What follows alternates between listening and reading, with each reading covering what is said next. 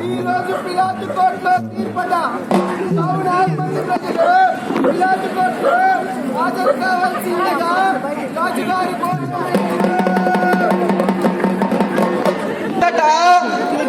ఈ రోజు పిలాతు కోర్టులో తీర్పట. కావున మంది ప్రజలు పిలాతు కోర్టులో హాజరు కావాల్సిందిగా రాజుగారి కోరడమైనది.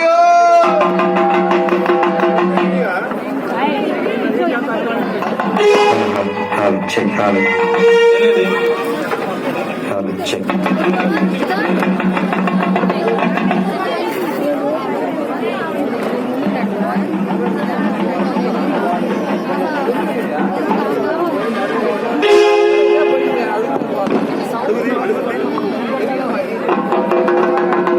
నజరేతు నివాసి అట, పేరు యేసట.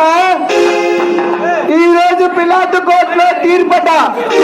కావున మంది ప్రజలు పిలాతు కోర్టులో హాజరు కావాల్సిందిగా రాజుగారు కోరడమైనది.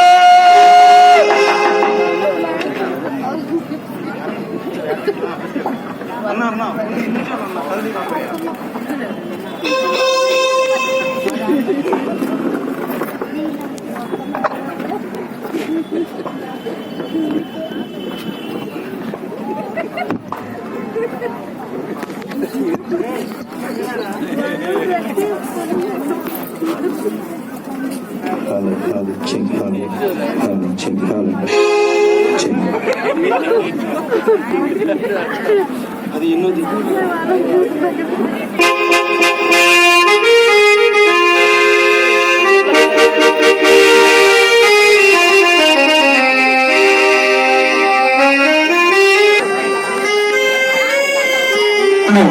మీరు ఇక్కడ నవ్వాలి.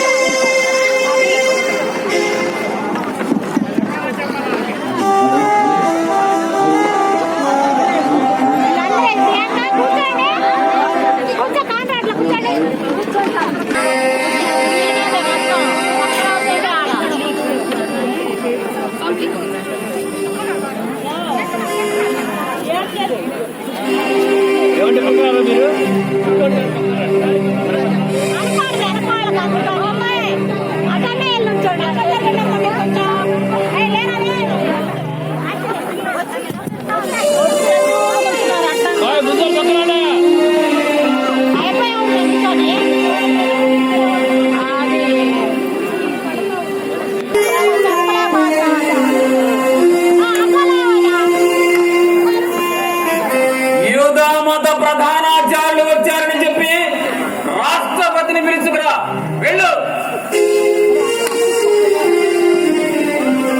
చావుడిలోకి రాష్ట్రపతిని రమ్మనడం సమంజసం కాదేమో బాబా. అన్నిటికీ నేనున్నానుగా, ఆవేదన పడకు అల్లుడు.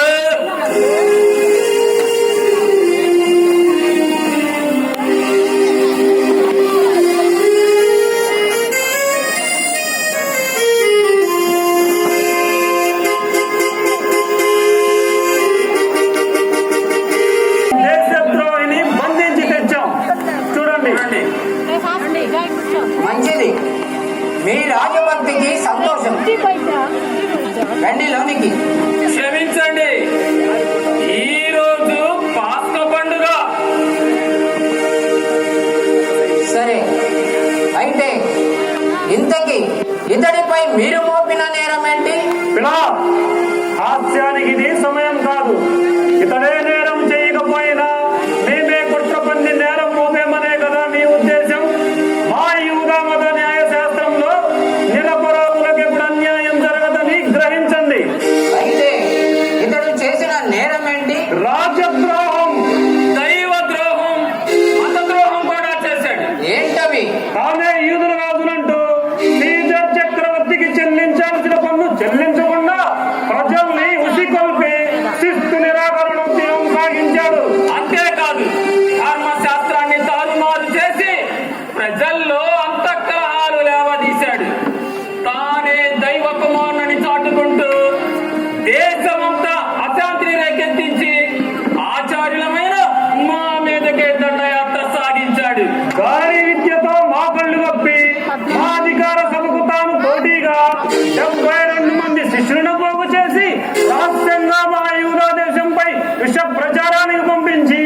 దేశాన్ని మతాన్ని సర్వనాశనం చేయ సంకల్పించాడు. అసలు ఆ 72 మందిని పంపుతూ ఏం చెప్పాడో తెలుసుకోండి.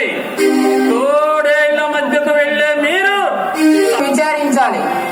నా విచారణ పూర్తయ్యే వరకు మీరు భక్తికి సరే,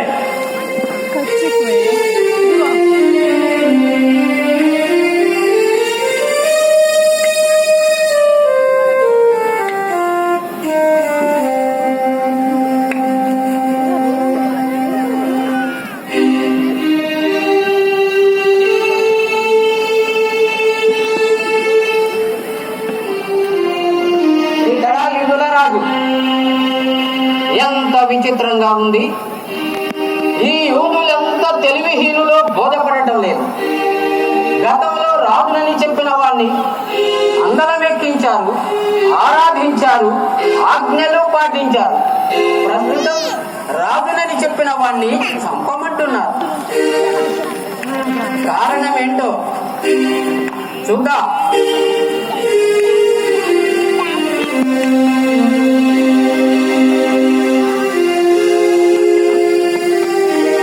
యూదుల రాజు నువ్వేనా?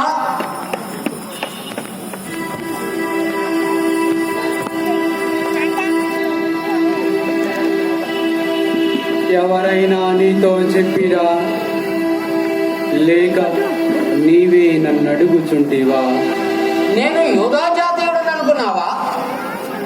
కాదు, నీ స్వజాతి వారైన యూదులు, వారి మత గురువులేగా నువ్వు రాజుగా చెప్పుకుంటున్నావని నిన్ను నాకు అప్పగించింది. అప్పుడేం చేశావు? నా రాజ్యం ఈ లోక సంబంధమైనది కాదు. ఈ లోక సంబంధమైన రాజ్యమే నా రాజ్యమైన నేను యూదులకు అప్పగింపబడకుండా నా సైనికులు పోరాడేవారు.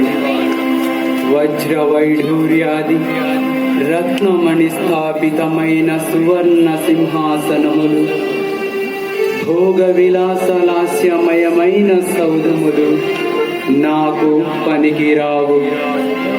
అధికారదాహము, ప్రతీకార వాంఛ, అధర్మ ప్రవర్తనలకు అతీతమైనది నా రాజ్యము. నా రాజ్యము, నా రాజ్యము అని చెబుతున్నావు. అసలు నువ్వు రాజువేనా? నిస్సందేహముగా నేను రాజునే. కానీ ఈ స్థితిలోనున్న నేను బంధ విముక్తుని గావించుకొనలేకనుంటిననియా నీ ఉద్దేశము? ఈ లోకములో సత్యమునకు సాక్ష్యమిచ్చి సత్యమునకే ప్రాణమర్పింప రక్తాభిషేకమునర్చుటకే నేను జన్మించి తిని. సత్యము కొరకు త్యాగము చేయువారు సత్యమును నన్నును ప్రేమించును, నా పలుకలను ఆలించి పాటించును. సత్యం అనగా ఏమిటి? ఆచార్యులారా, మత పెద్దలారా, రాజద్రోహి, దైవద్రోహి, విప్లవకారుడన్న ఇతడిలో నాకే దోషము కనిపించలేదు. మీరేమంటారు? చక్కని మాటలతో ఎంతో మంది ప్రజలను మోసగించిన ఈ నీచుడు మీకు మాత్రం సరైన సమాధానం ఇస్తాడని మాకు నమ్మకం లేదు.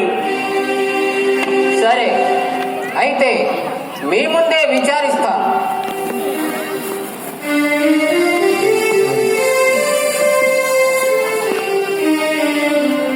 మీ జాతి వాళ్ళు, మీ మత పెద్దలు నీ మీద మోపిన నేరం నీకు తెలుసు. నువ్వు నాతో ఏకాంతంగా చెప్పిన మాటలే వీరికి కూడా వినిపించి నిజాన్ని నిరూపించు.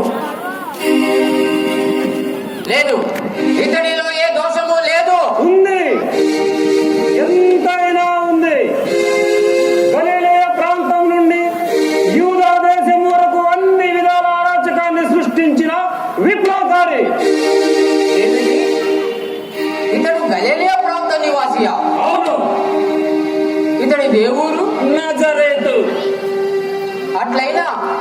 గలిలయ రాష్ట్రాధిపతి హేరోదు ప్రస్తుతం జెరూసలేములోనే మకా వేసి ఉన్నారు.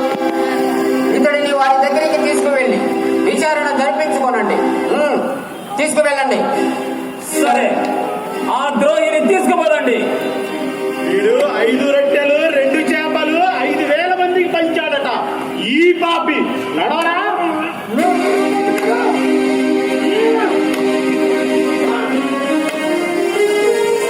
ఏమీ వీరి కర్కశత్రము, వీరా మత గురువులు, వీరి నిరంకుశాధిపత్యాన్ని కొనసాగింపలేని ప్రతి మనిషిని రాజద్రోహులుగా దేశద్రోహులుగా సృష్టించడం వీరి ధర్మమా? అందుకు అనుకూలంగా వివేకులకు మతావేశాన్ని పురిగొల్పి ఇలాంటి సాధువులపై రెచ్చగొట్టి ప్రాణ త్యాగం కూడా చేస్తాడట. ఎంత అమాయకుడో ఈ సాధువు! ఓ, హేరోదు దగ్గరికి వెళ్ళిన వారు తిరిగి రానే వస్తున్నారు. ఏం జరిగిందో చూద్దాం. రాష్ట్రాన్ని విప్లవాలలో ముంచి పవిత్ర వేదాన్ని భగ్నం చేసిన ఈ కుటీలని కూల్చివేయాల్సిందే. శిక్ష అమలు జరిపించిన శిక్ష. ఆపండి, ఆపండి.